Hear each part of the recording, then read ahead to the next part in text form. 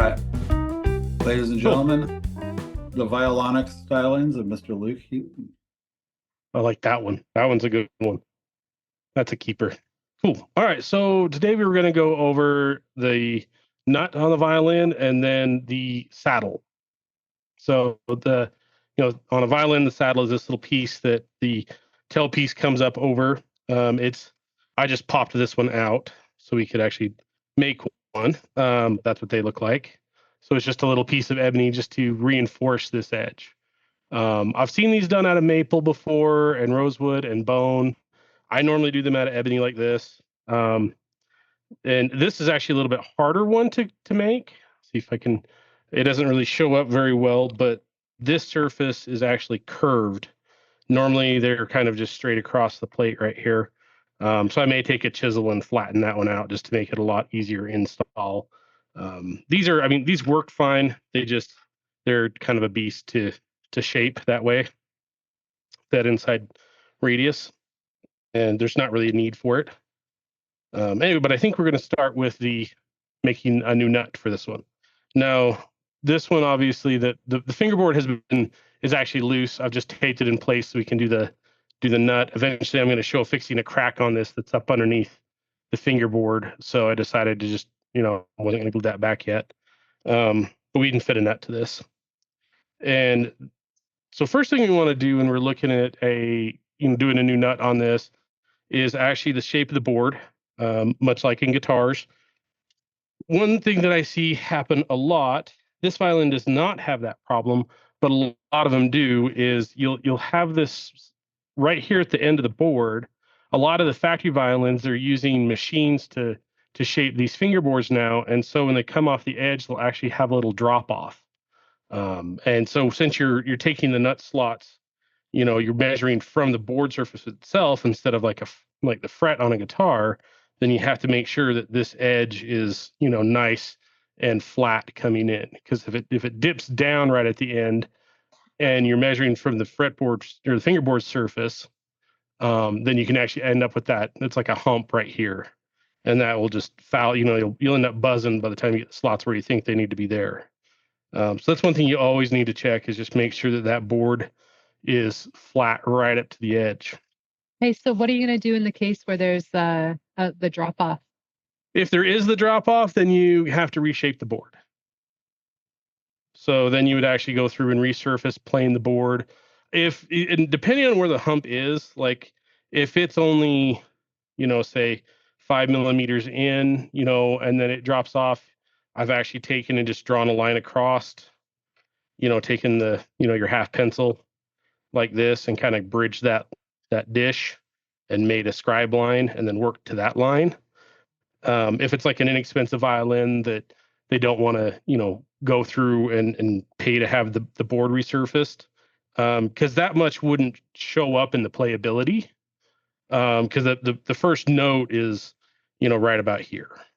And so if that dish is, say like that line and up, they're never going to play here. You just have to plan accordingly, almost like you're doing nut slots with a fret. Because this is the surface you're going off of, not right up here. So that's, if it's an expensive violin, then I would definitely say, reshape the board. Or if you have the occasional one where they have a really steep low lip coming up right at the end, then it's pretty easy just to take a flat block plane, knock that down, sand and smooth up just that little edge right there, so you have a nice flat, flat board right there at the end. Because I have seen that occasionally. It's more rare. Those are factories that actually install the nut first and then like sand the board, and so you end up with that dish up right at the base of the nut. But I haven't seen that lately. That was like I saw that kind of early 2000s, and then for some reason, like it's just kind of stopped, which is nice. And so for material, lately I've actually just been using, so this is a scrap off of a fretboard. I have tons of these cutoffs, and they end up being, just the right, almost the right thickness. And then I have, multiple different heights as it goes down. to pick from. So your normal, like your normal. The other thing you want to check, and you not always anything you can do about it. You kind of want your nut. The let me see, get that in the better. Got to think reverse here. There we go. It'd be an ideal to have this nut shelf at 90 degrees. Like I said, it doesn't always happen due to some of the, like, if like this has been planed a couple times, like there are repairs where you have to replane this neck because of warpage or something. And so sometimes they'll end up having a little bit of a dip down, or the front edge of this board has just got wallowed out, and it's you know they've cut it weird. And you can go through if you want. You can try to take a file and file that back square again. But it is one of those where it's end grain and ebony, so lots of times it's pretty hard to keep that nice and square by hand. I really do like the this is the StuMac, for the bone files for doing like saddles. These I really do like for doing nut work on a violin because they have the safe edges and they're square. And so they work really good. This coarse and medium one works really good for kind of cleaning out any glue on here. Just, basically want to get any old, like if it's an old violin, you'll want to kind of clear the glue. You may have some glue staining like this one, like that's some sort of old glue that has stained the wood, and there's really no point in trying to get that all out because you'll take off too material. You just want to make sure that it's a clean surface.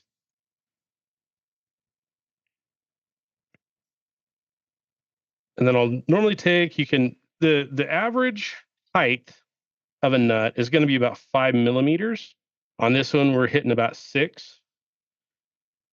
So you want to be able to take, so if you look at this distance, the bottom of the peg box right here, you'll want to go ahead and that's where you want the top of the nut piece. So top of the board to right there, that is your nut height. So on this one, it's 6 millimeters thickness. My scrap here, we are sitting at about 6.5. So that's a great pick for that. I don't have to take off too much material. And now, see if I can orient this. There we go. So at this point, I just want to go through. This is why I like these fretboard scraps for this. Where it's a tapered piece, I can just kind of come down and go. I only need about that much thickness, up above the board. So the bottom of your nut slots, I try to put at 0.3 millimeter. I know some guys take it a little lower than that, and some guys leave it higher. I think the spec book is like 0.4. I'll have to double check, but I'm pretty sure it's about 0.4. I like the 0.3 millimeter. A lot of it I do by eye anymore. I will also use the feeler gauges and put down on the board, and then just take the slot right down to it. So it'd be, let's see, gotta go the other direction. 0.3. So somewhere about, so it'd be like that one there would be the one I would use probably. And you can go like, once you get into it, if you feel like you need a little higher, a little lower, you can. That's just kind of a nice number to work with. It's a good thickness here, like because you can be pretty close to the board. You just need to not touch the board. Now the higher you make the higher the bottom of the slot is from the board, kind of the more wear you'll get off that nut. Where this is ebony, it does wear down over time, even under violin strings, that are flat wound. So it is something to kind of keep that in mind as far as that goes. Most professionals are going to want something around that 0.3, just because it's a nice tight action, and it's enough that it will. Someone say something? If I may, is it 0.3 for all 4 strings? Yeah. I said it. I'd use it for all 4. There are some guys that will leave the upper one taller, but I've never found that it makes that big a difference. Because we're giving it more on the bridge side, it has a lot more clearance at the bridge, and so that this gap ends up a little bigger just because that the bridge is taller on the low side. So you automatically get a little more clearance. As you get down to the middle of the string, it makes more of a difference than it does right up against the nut. The string really is not moving right here. For this first, especially up to that first position, like that half inch or so, the string really barely moves. So you don't have to have a whole lot of clearance. All right. So I actually just use a normal pencil or just a mechanical pencil and scribe me a line around the board.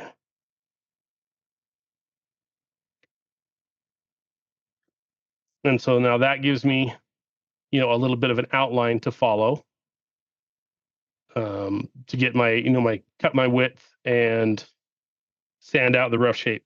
Now you can see, like, if I only need, and this pencil line is probably almost that 0.3, to be honest, like it's pretty close.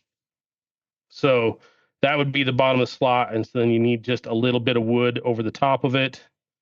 I usually cut about 1 millimeter above the line will be my top nut surface. And so I'll just cut this off side to side, and then I'll just use a sander to actually give me the rough shape on this. Give me 2 seconds here. I'm going to actually set the sander right up here where we can do it. I moved it down below here. See if we can readjust. So I just have one of these. There we go. That doesn't look too shabby.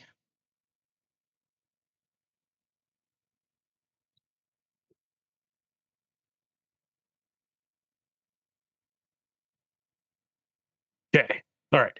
Let me use a bandsaw real quick and cut this to width.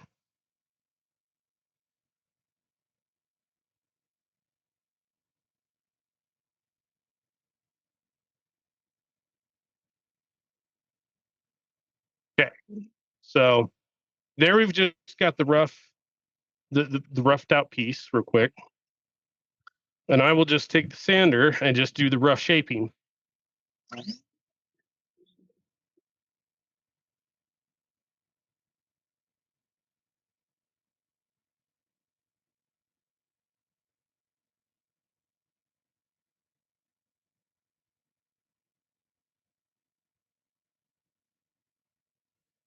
Is there a reason you use like the blade belt sander versus like a disc or something hard backed?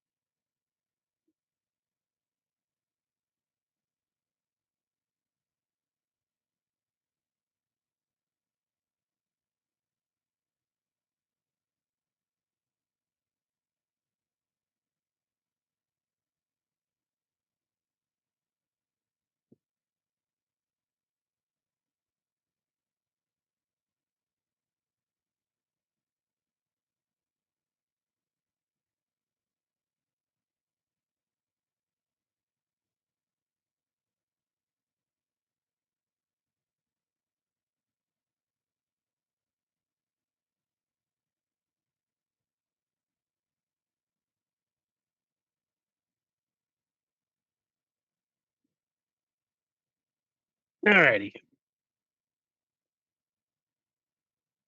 So what I normally do there is I will take down the sides first, get the width I'm looking for. See if I can find the camera. There we go. And then I will actually take and sand the top down so I get the thickness I'm looking for. So now this goes from the bottom of that peg box to there. So that's my height. Then I will sand that top curve and rough it in. Now it's close. Let me see if that'll focus. There we go. So it's close, and I got a little closer on the high E side because I don't need as much material. I'll take a file now and kind of smooth that top surface up. And then I will, from the side profile, I will bevel the top of the nut. I don't know if that, can I get that to show up? Maybe. I'll bevel the top of that nut so that I have a smaller surface here for the strings to go through. Because I don't need that full 5 millimeters for the string to go through. I really only need, around 3 to 4. This one I've got at, this one I have at 3.5. And it'll probably be a little bit less than that by the time I'm done. And you just kind of want to think, as far as the angle of the top, I'm always just kind of thinking of a nice slope from between this surface to the peg box. And, because that string has to travel over it. So I don't want anything too square. I want a little bit of a down, but you don't want it too steep, because then the string is only going to contact this bottom edge only, and it'd be a little too abrupt. And you can actually start, the strings can start pulling apart because there's too much of a sharp angle there. So you kind of want to, you want to kind of balance that out, have a nice, smooth curve for that string to come down. Let's see, move you back down a little bit. And so you can do two different things at this point. If you want, you can shape this outside of the violin a little bit, or you can, spot glue it into the violin and then pull it back out if you need to. Just either like a little spot of super glue or a, spot of high glue and let it sit for 10 minutes to let it tack. I tend to do a lot of the shaping outside of the violin, just kind of holding it freehand, smoothing all these edges over. Because I want to round these top corners a little bit to make it more comfortable for the player. And of course, you can always check it, check the dry fit, see how you're feeling side to side. I need to take down the one side just a little bit. I've got to change the angle. This one has, over the years, I think this neck has been reshaped a little bit. And you can kind of see this corner. See if I can get that a better look. You can kind of see that corner is knocked in. So at some point, this could be actual honest wear right here. So we have a bit of, if you look at that peg box, you'll actually see there's kind of a dish right there. Now, I have seen this worn in by hand before. Just people will play sometimes with their knuckle right here. And so it wears that front corner off and gives you a real distinct, slant to this board, because this has a little more slant to it on this one side than normal. This side's a lot more square. So it means I'm going to have kind of an asymmetrical nut to make this blend in correctly. And that's where I'll go in with the file here. Just kind of glance across that bottom corner and just file that until it's flush with that side. And I still got to go a little bit more. So this is a little bit of a funny shape. And it's one of those where I wouldn't, you could reshape the other side. You could kind of change, refile the sides of the neck and straighten that all out. But you are going to narrow the nut probably more than it really needs to be. Because the board, you've only just lost this kind of corner. You haven't really lost the width of the board down here where it's playable. So that wouldn't, I wouldn't necessarily refile the side of the neck to flatten that back out. You could if they were customer requested, but you would, like I said, you'd have a narrower nut involved. And then I have seen the violin nuts where they get very, very flared right here. This gets so worn in over time that when you hit the peg box, it's got a really drastic flare. Kind of some of those, you see guitar nuts the same way from, if the headstock shape or if the taper of the headstock comes in around the nut and you get those kind of trapezoidal outline on a nut.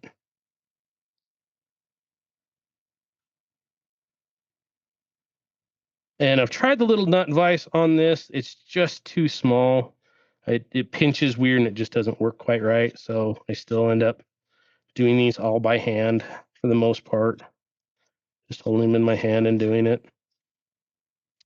Another thing I want to do is come across this top surface, file this, smooth it up, clean it up, get the big scratch marks out of it from the sander, and then soften that corner right there. The transition between the two different flat surfaces. And what I'm kind of looking for is a nice arc. So instead of having two abrupt corners, a corner here and a corner there, I kind of round that corner off. So if you look at it in the light, you'll have kind of a rounded arc here, and then a rounded arc on this top surface, and an arc here. And so you're basically just kind of rounding off these transitional corners to just smooth everything up. Makes them look nice and classy. And this is also where this is going to depend on the style that you want to do and how, fancy you want that nut to look when you're done. Obviously, if this is for a really high-end instrument, you want to take lots of time and make sure that is, well polished out and ready to go. At this point, you can see I've got some pretty smooth surfaces happening. Stick this on real quick and let's just have a look at height. See if we're looking good. I like that. I like the look of that. I've got, put that where you can see. And it's really hard to show because it's black on black. But I have roughly about 3/4 of a millimeter on the high side and about a full millimeter on the lower side. So that should be plenty to work with.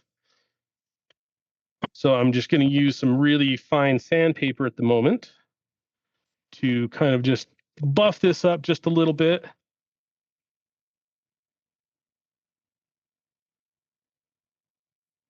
I have these little sanding pads that I like. These are like 800 and 1000 grit. And you don't have to go that high if you don't want to. This is kind of where you get to decide how much you want to put into this. I would say, definitely like on a school instrument, a rental something, 400 grit oodles. You don't need a full high buff for those. When you get into the higher ones, you can definitely spend some time and get that mirror finish. Or if you want to be really fancy, you can put in the water buffalo horn. I like doing that on like my custom instruments, just because it's that real high gloss black. It looks really nice and shapes really nicely, and does technically hold up a little better than the ebony does. But I have such a big box of ebony that I like using it for all the other stuff. And having all the scraps from the guitar making definitely makes it easy to find nut and saddle material, because you're only just using, as you can see, just a little tiny piece to make this nut. Okay, so let me see if we can show off. Okay, so there's the nut, and like I said, for most stuff, that would be as far as I would take it. It's got some nice curves. There's no sharp corners on there. Everything's kind of a nice buffed finish. If you want to do the full high gloss, you can actually French polish this as well. You don't see it the French polish a lot of times, but I do see guys do it when they want that like mirror black on the ebony. So at this point, if you're going to be really traditional, you definitely, break out the high glue, and put a drop of high glue on there, stick it on. Then you have to let it set before we cut the nut slots. I'm actually just going to use a little tiny drop of super glue. I found through the years that it does the same exact job with a lot less weighting.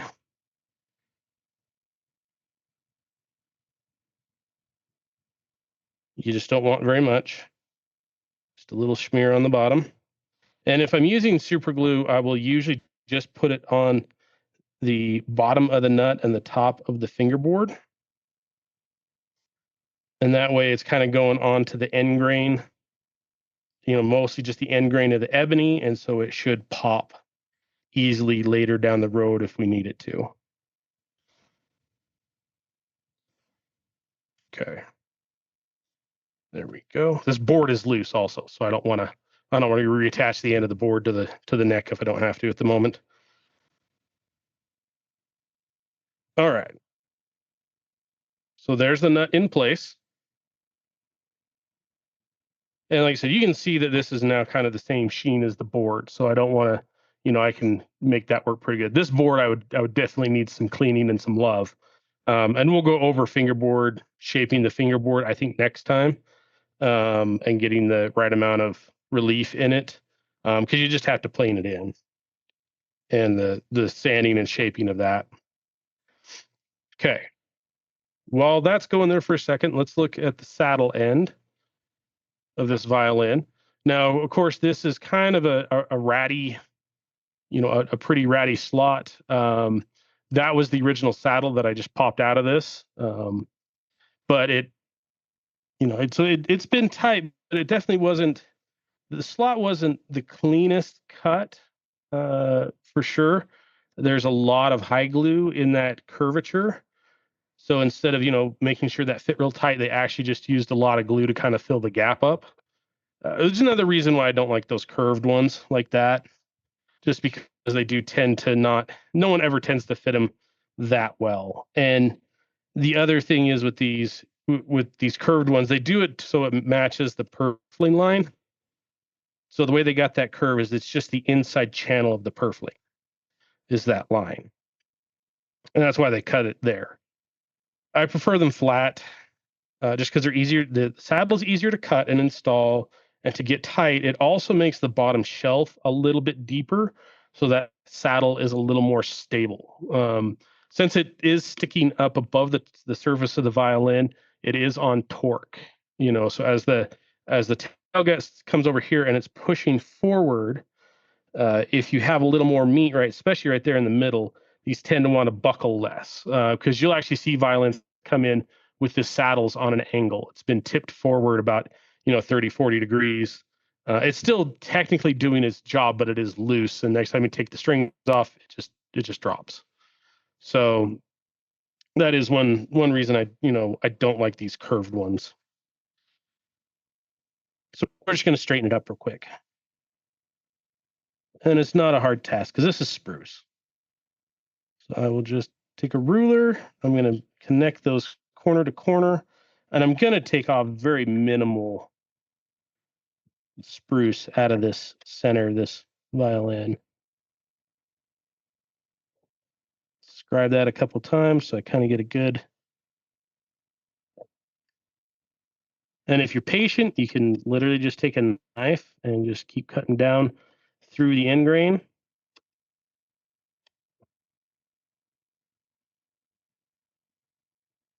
And just get rid of that. It's not even a 0.5 millimeter material or whatever right here.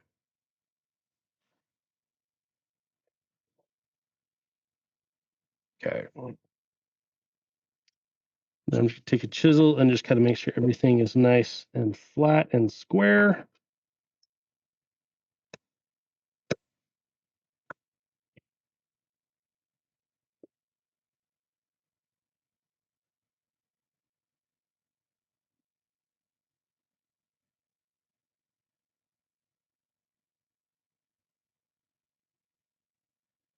All right.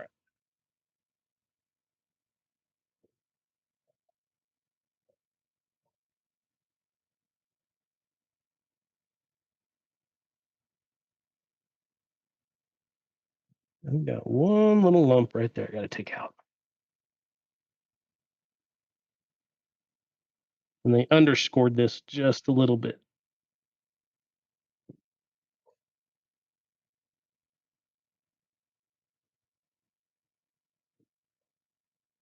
Okay, that looks good. We've got a nice flat base.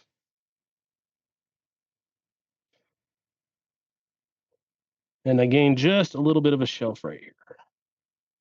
And there's no structural harm or anything right there. There's a wooden block underneath, the tail block's right here. So I'm not cutting away anything structural underneath or any kind of gluing surface to talk about, especially where we're going to glue a saddle right back in its place. It'll kind of help reinforce all of that.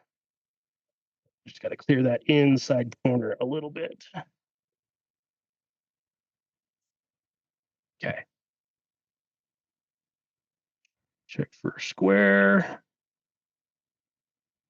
That looks great. All right. So pretty much we're going to be doing the same process again. Get my ebony scraps back.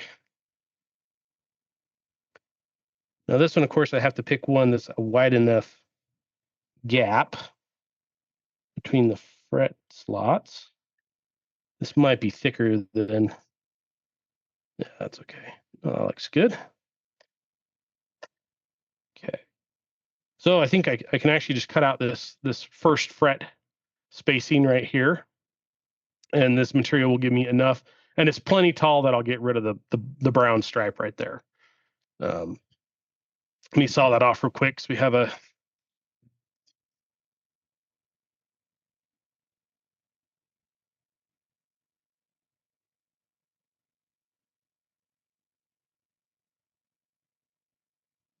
okay. So this is where we want to do a little bit of layout on this. Oh, yeah, that'll be perfect. Okay. So I got that closer than I thought it would. So having this here now, I can actually fit that down in that slot. I've got that square already on this side. I do need to clean it up just a little bit. It's sawn straight, but it's got a sawn surface, so I got to smooth that before I do as I do the final fitting. Width-wise, it does drop in there. Now, a saddle, you actually want a little bit of slack side to side, like 0.5 millimeter or less. Like there's not a really set number, but you want a little bit of slack side to side. So it gives you some little grace. And the reason you want that is, you know, as the top shrinks and expands, this doesn't because the grain is cross grain. And it's really common to get a split right here at the corner of the saddle going up into the top. And well, this actually has a start of one right here, right from the corner of the saddle, because this plate is trying to shrink up and it can't because this saddle is too tight. And so if it's got a little bit of a gap, it has a little bit of leeway right there, so the cracks tend not to start as much. You will actually see them where they start just slightly off to the side of the saddle, and that's because of the bottom block. And those are usually the very severely dried out ones. But it is very common to get a little start of a split right here because of the saddle. So do give it a little bit of clearance so that if the top is under distress, it can shrink a little bit around that saddle. It will make a difference later. Okay. So we can start the marking on this one, and very similar on, I just stick it into place. I use a pencil and scribe around the plate.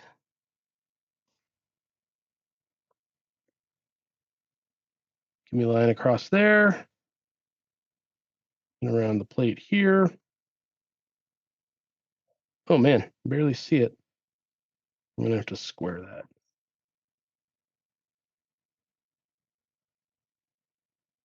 No.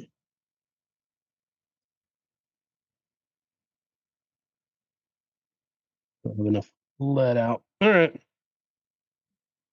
Hey, I got this thing recently called a welding pencil. They come in red and silver. They Yes. show up real nice on ebony. Yeah, I've got some white pencils. And the only thing I don't like about it is the lines tend to be pretty large. And so like if I'm doing like a fingerboard, I like using the white pencils and the colored pencils a lot. I haven't tried the welding pencil. I will say I will have to look at that. But I like the little more accurate line on, with a finer pencil. Yeah, so it's just like a pencil crayon. So you'd have the same drawback as you were mentioning. Yeah, the lines get large. And so and it's only really for the nut and the saddle that I'm like, I want a little more precise. Get me closer. Get paid more, if you know what I mean. I'm not wandering my way down to it by hand. I can use the machine and get more, more of it taken care of faster. I just found a big lump right there when I was looking, so I don't think I got a good seat down on that one side. So just want to make sure I'm only cutting this once.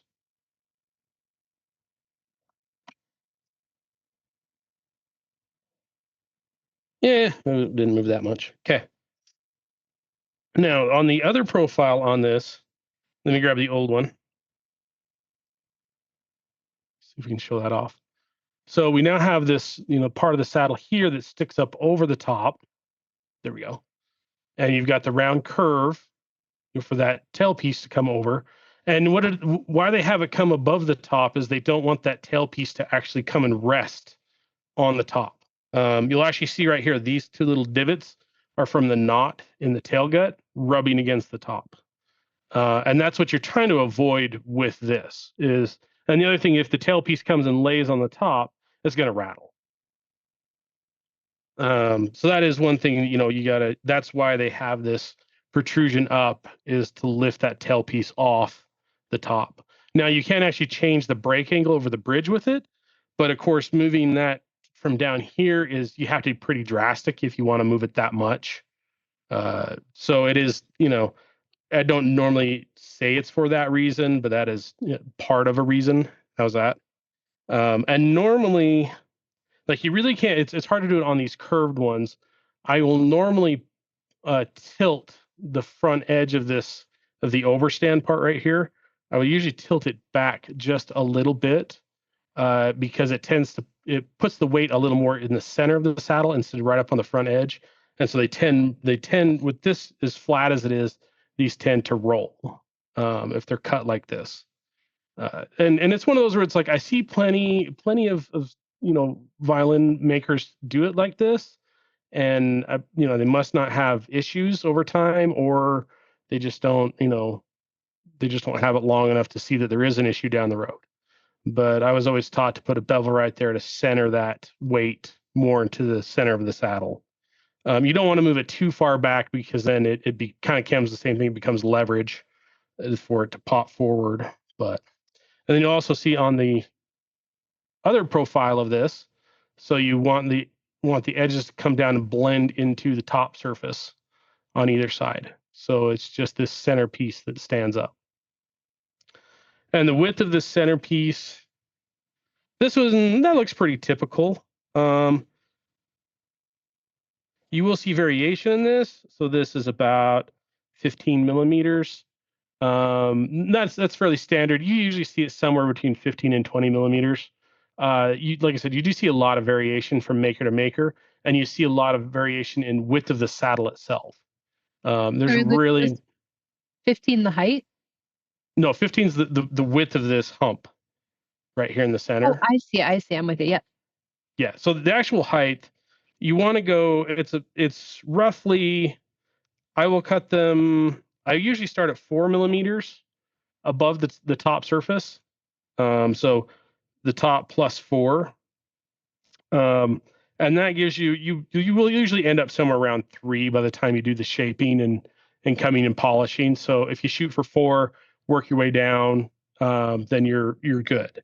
Like I said, I've really never found, like, they have some numbers, but I've seen enough violins through the years that vary so much. I've seen them up to 5 and 6 tall, and those are pretty drastic. I've seen them down to 2 from custom makers. And those ones usually always tend to have some sort of, wear mark of the tail gut or tailpiece right in here where it's actually rubbing a little. So I don't like going down to 2. 3 to 4 is a good number to work with. And it doesn't look too dramatic. So, this one's at 3 above the top. It looks pretty, no focus. There we go. It looks pretty good. It's nothing crazy. Sorry, it's focusing on the wrong thing. But yeah, it doesn't look dramatic, but it's got enough to do the job. All right. So saying that, we can go from this line. I'm going to add another 4 on top and start the shaping of it. And if I end up somewhere around 3, so yeah, you can see on this one, I'm just going to get rid of that brown just in time, just to get rid of all that. But these I will actually slow down.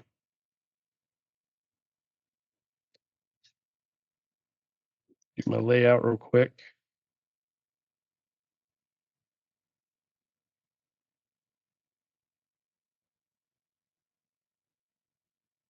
If you don't have one of the centering rules, you should have one.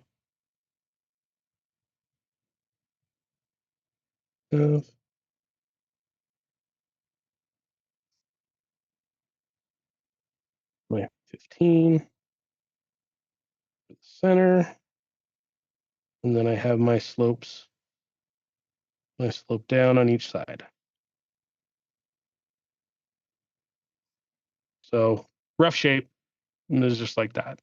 And then of course from the side profile, use that slope side profile, you have the edge of your top, and we're just going to come and curve up to there. And we want a little bit of a flat bevel this way, coming back roughly about 1 millimeter.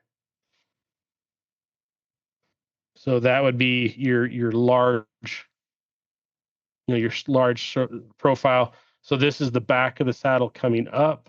Then you have the slight bevel in the front of it as it comes off the top right there. Now, of course, there's going to be missing a big section of this corner. So I will always shape the side profile all the way down through and then come back and knock these 2 corners off. So let's do that real quick. And this is where I'm going to pull the sander up again, because we might as well make it easy. Now, if you so want to, do this with all hand tools, more power to you. That's the way I did it for my first three violins. And then I kind of just said, phooey, that seems like work. And I'm going to speed this up. And my teacher was one of those where he definitely wanted us to learn. He wanted us to do it by hand the first couple times for sure. And then after that, he kind of just said, whatever you're comfortable. He wasn't a stickler as far as what tools you could use for what. He was just, as long as you do good work, it's fine. So that's kind of the way I have ran with this whole time. All right, I'm going to turn on the vacuum. Sorry if you can't hear me.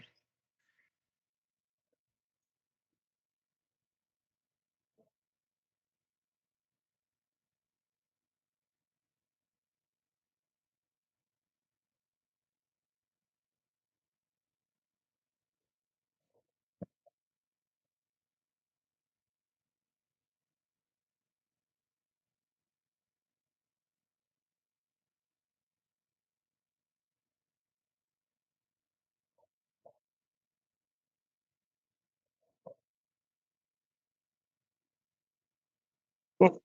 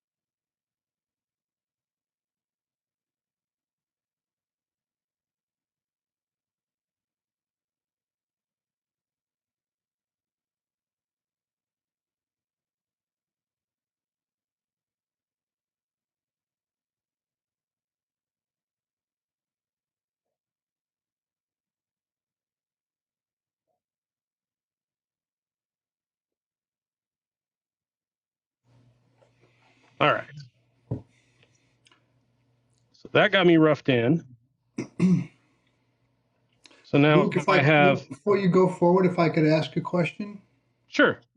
Yeah, what's the grit on your sanding belt there? Use 80, 120? How coarse? are you 120. going? 120? Yeah. Yeah. I like the 120 because if it'll show up here, like the surface is like, yeah, I've got a few scratches in it, but it's nothing that won't be easily taken out by, 220 or 400 or Sure. anything like that. Sure. Thank you. Because I'm just using ebony, not, ebony moves a lot faster than like the bone. Mhm. So I don't need crazy grits to get through it pretty rapidly. Right. And so this is, you can see it's still kind of rough. It's not exactly symmetrical, but it's it's way closer than it was in a fraction of the time. So Mhm. that's why I like using the sander for that. And so then from here, I will just use like a bird tongue file, which is a 2 half round file. It's got 2 different curves. That's the one file I didn't pull out. And where is it? Here's a half round. There it is. There's my bird tongue. So I don't, if you've never ever heard of a bird tongue file, this is let me see, there it is, bird tongue file. So it's not a full half circle. I don't know if the profiling will come out in this. It's actually got 2 different, there you can kind of see it. So this has more curve, is slightly more curved, and this is a slightly less. And so this is one that I use a lot for making saddles and actually filing like around heels and bottom of the peg box, that type of stuff. Just because it has two different style curves on it, and for just kind of fine tuning those areas. So this is one of my favorites to have around. If you've never seen one or heard of one yet, definitely you ought to look them up, because I can pick which curve is working the best for these areas on this saddle.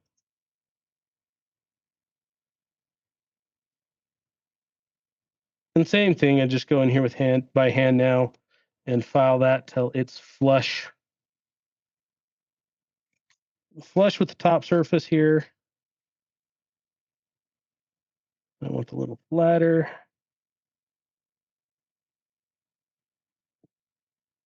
Get that curve. No, I ended up this has got a little too wiggle side to side. So this is one where you can kind of see the gap right there. That's a little more gap than I would normally want. And so I would, if this is one I was going to put on a final instrument, I would definitely just recut it. For this, it's fine because you still get the process of what's actually happening.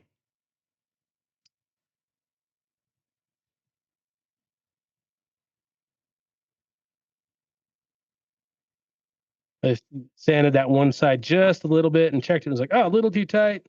Touched it on the sander again, and it's now too narrow. But so normally I would have stopped when I first noticed. I would have stopped and then just recut a new one before I did all this shaping. But anyway, all right. So one thing I do got is I think I'm not square anymore from the sander, it looks like. Or I've got a chunk of something I'm rocking just a little bit. Looks like that's in my saddle. File will take care of that pretty quick. Let's see.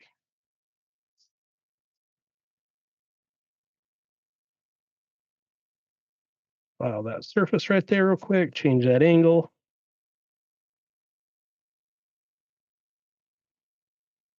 And the rocking's gone. Okay, perfect.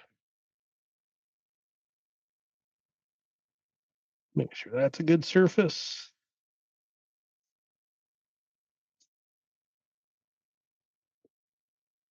There we go.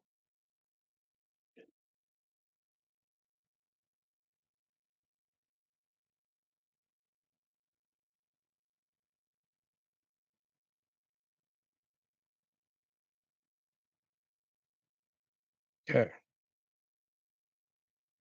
Still got a little chunk of something caught in there. Oh yeah, I got a little little tiny something right there. It's catching on.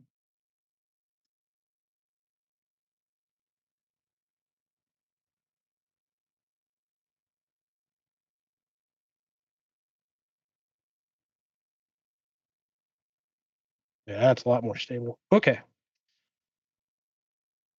All right.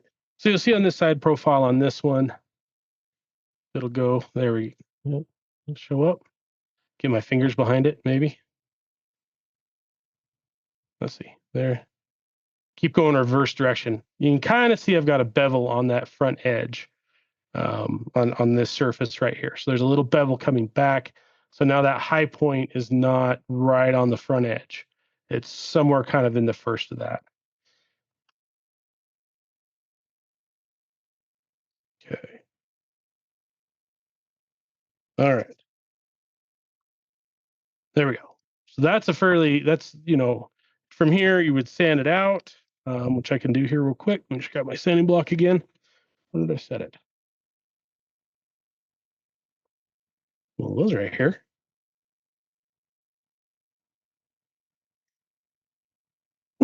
It disappeared on me. That was fun.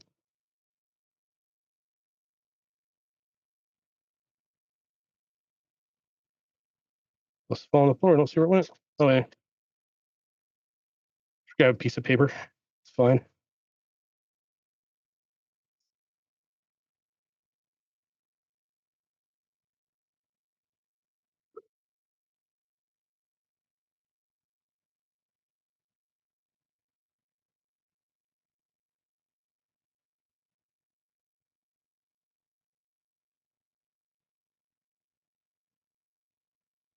And I want to just soften that top corner. I don't want it real sharp.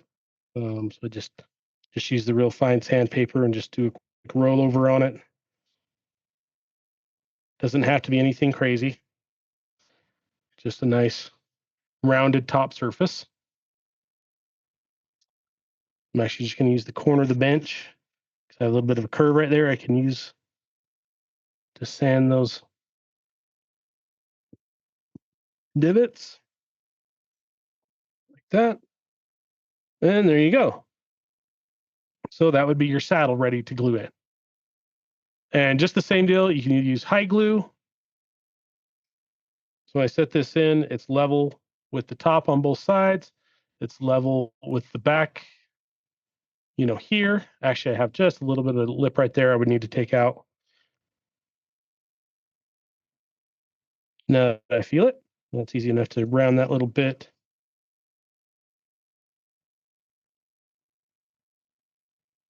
Sandpaper.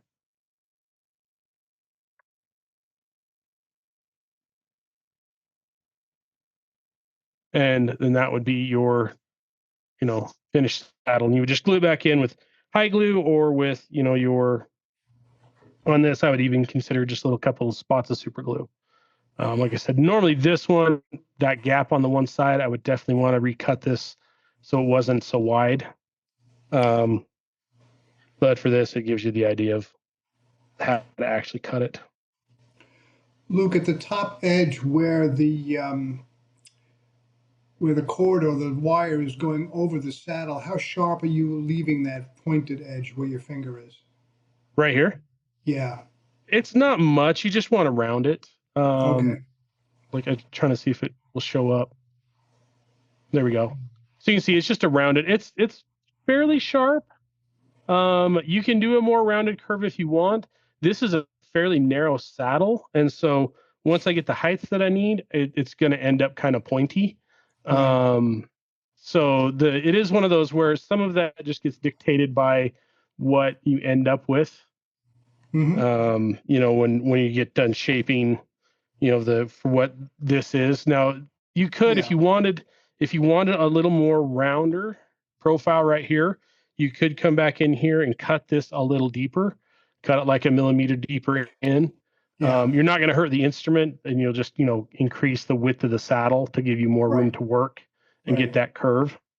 And so that's kind of a balance you have to pick with, the violin. Do you want to modify, this violin? Is it, worthy of that? Or, is it going to, hurt the instrument value? most of the time I would say it would not, unless if you're dealing with antiquities, obviously, if it's the Violin that's $100,000, I wouldn't do it. Right, sure. But, if it's like, this is just a German import, this is one you could definitely cut deeper, and it's not going to hurt the value. Mm-hmm. Thank you. So anyway, so let's talk nut slots. Now it's pretty much just the same. The nut slots, I just wanted to give that a minute. That's why I went to the saddles to give that a minute to cure out all the way so I don't pop it loose. I saw there was something in the chat there. Oh, you get the bird tongue files. Okay. So it's pretty much very similar to doing the guitar nuts, as far as it's basically the same process. So I will normally do the 3 millimeters from both sides.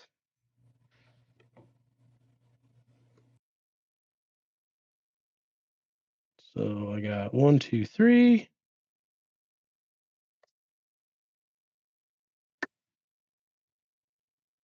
This is where the white pencils are really handy. I'm in a bright enough light right at the moment. The graphite's shining really well for me. You can kind of see that shine right there on that one. So 3 millimeters from either side, and then I will just divide the other, the space given. This is actually 15, so that's a really easy one. So we got 5 and 5. It's normally about somewhere between 5.5 and 6.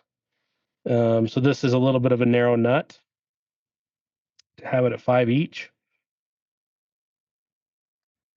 Give me a mark in each of those. I use a feather file to start these, if you know what a feather file is. 2 questions. I kind of was distracted by the bird's tongue file listing there, but did you just eyeball where those inside slots go? No, I didn't. measured. What did you measure? Yeah. So what I did is I took and I marked the outside ones, and then that gave me 15. So I was just able to use the 5s. Oh, okay. Okay. So you take that measurement, divide by 3, that gives you your other 2. Yep. And so we've got the bird's tongue file and now the feather file. You're pretty bird obsessed in this craft. Right. So this is actually one, I bought this file. This is actually a file to sharpen Japanese saws. And as soon as I saw it, I was like, oh, that is the way to scribe. So if you see the side profile, like those edges come down to zeros. So it works so good to mark slots with, because the edges actually have the filing teeth on them. So the file blade, the file teeth come all the way out to the edges. So yeah, feather file. And so yeah, I didn't buy this file with the intention of using it for nut slots, but it has become my favorite way to mark them. Just because it's so fine a slot, with teeth down in there, and it's aggressive because it's meant for filing saw blades, that you can set it right on the material and barely move, and it grabs and gives you that initial score line for everything to follow behind.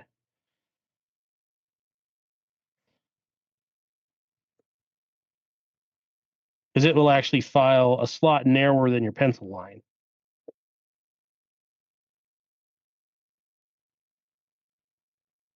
And that's all I do with the feather file. I'm just marking where they go.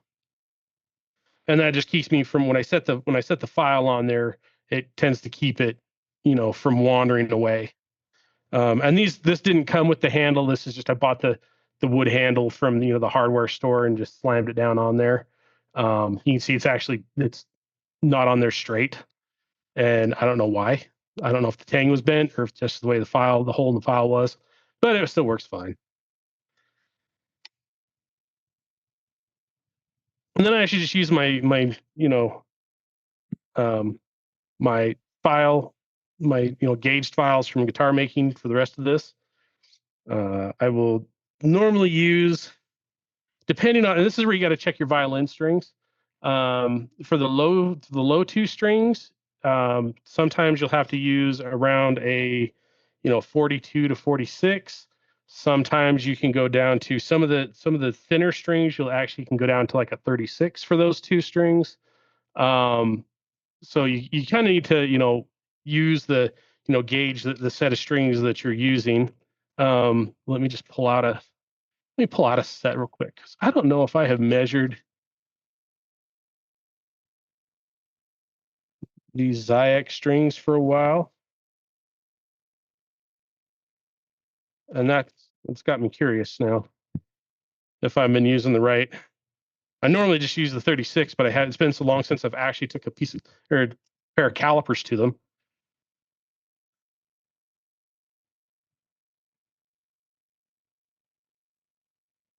Yeah, so it's a 30 for that low string on these accente strings. So the 36 would be the right call on that one.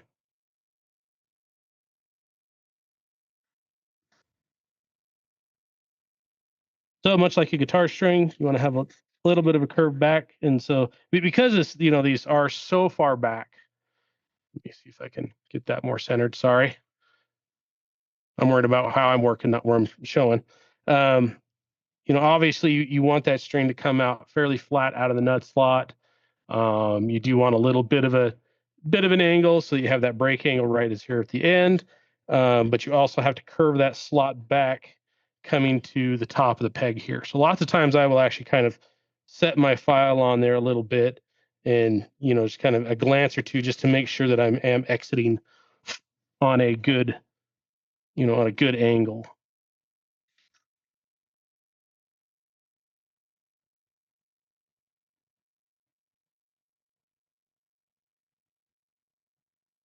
Okay. So now let me double check myself, see where I'm at. So I will take just like kind of like those nut slotting things. I can actually just take a feeler gauge, set it right down on there. Have a little better support for that neck, and just kind of tell how close I am. Oh, there I'm just glancing it. Okay, so that is a 0.3. It's probably a little more than that, but yeah, that looks pretty good. I don't know if that will show very well. If I can get that to focus. There you can kind of see the gap between the bottom of the nut slot and the top of the board. So it's not much. You just need clearance between the two. So you could shoot with like a 0.4 if you're feeling, if you don't want to quite go down to the 3, go to the 4. That's still a very good acceptable number.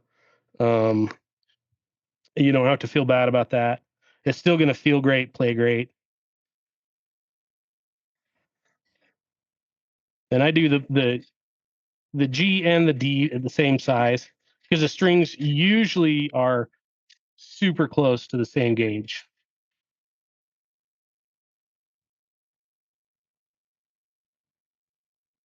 A little bit more. I rarely measure these anymore. I've got so used to kind of just knowing what that gap looks like. I don't worry about too much about it. Do we file those slots straight back, or do they have an angle like a Gibson? What do you mean? So, like my file just I put it away. I wonder I can't find it. So I will have just like the bottom I will have on just a slight angle up, like exiting, and then I do want them to come out and basically exit on the plane that they're going to the peg. Yeah.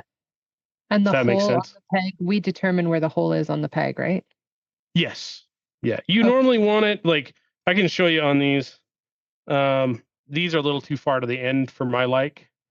These were we fit these pegs, but it was one of these where they already had the holes in them.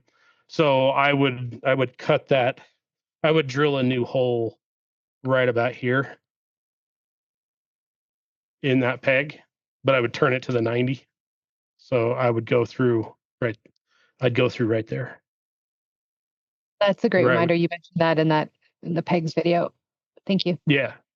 Yeah. If you line them up, there's a good chance you can start splitting pegs out over time. Yeah. So if you turn them a 90 every time, and I've had pegs come through that have 5 holes through them, because they've been moved so many times. But as long as you keep turning them, they won't break apart.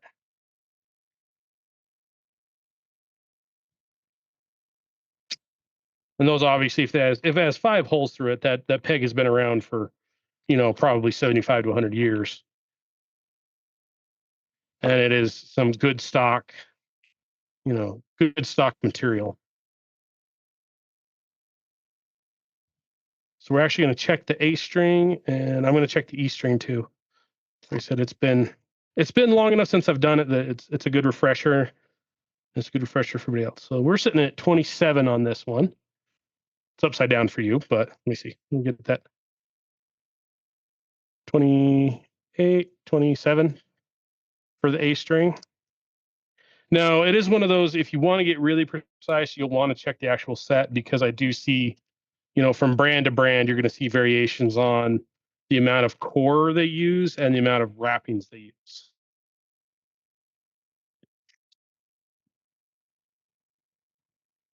Eva Perazzi's, the Perazzi, the Piastro olives are some of the olives, and obligatos. Those are some of your thicker, beefier strings. And this is the high E. This is actually a 9. So you can use a pretty small file for that top slot.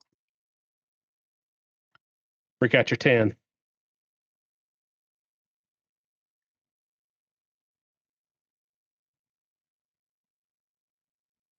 Okay, so for that one, this is 27. Let me grab my 28.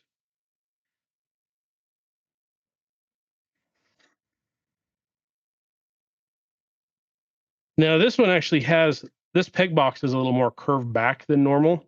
So as I'm filing this, like the A string and D string are actually going to touch the E peg before they can get to their own peg. So they're actually going to come out and bend over that peg and then to their peg, which is not ideal, but that's just the way this one is.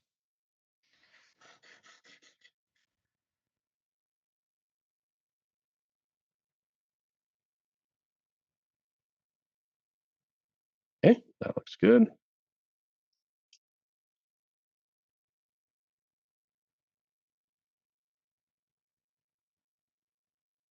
And this one's not going to take much because I don't have very much material to go through.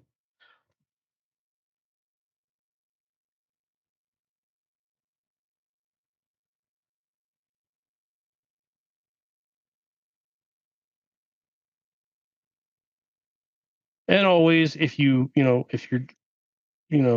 feeling unsure about it, you can always get the slots close, put the strings on, get an actual, feeler gauge under there, and then work your way down to it, of course. That's definitely, that's just like doing a guitar nut. That's probably the safest way to do it. But that would be it. Now you can always go in, with a pencil and, put a little bit of graphite in those slots, look them up a little bit. I have heard of some guys putting oil in there. I've never done oil yet, but I have done definitely, putting the pencil graphite in there. But that's the gist of it. On a saddle. You have any questions on that? You make me feel like a genius. Good. Someone should. Did you say you said the height of that was it 0.3 mil? 0.3 mil from the on a violin. On a viola, I would go the 0.4 to 0.5. On a cello, you're usually looking about 0.8, and then bass, you're usually somewhere around a millimeter. Okay, thank you. That's what I was going to ask next. Right. I thought I'd just beat you to it and run through them all. Yeah. So like I said, you can always kind of work your way. You can always kind of use that as a rough dimension, and then once you have strings on it, try playing it. If it's feeling too tall, then you can always file down a little bit.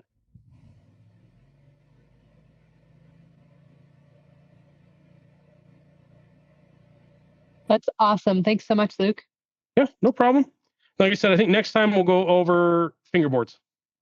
Okay, cool. Maybe I'll grab a brand new one and we'll just shape a brand new board, and go from there. I may, where this has got that funky corner on it, I think I might just cut a new fingerboard for this one. So maybe we'll just cut a new board for this and shape it and go from there.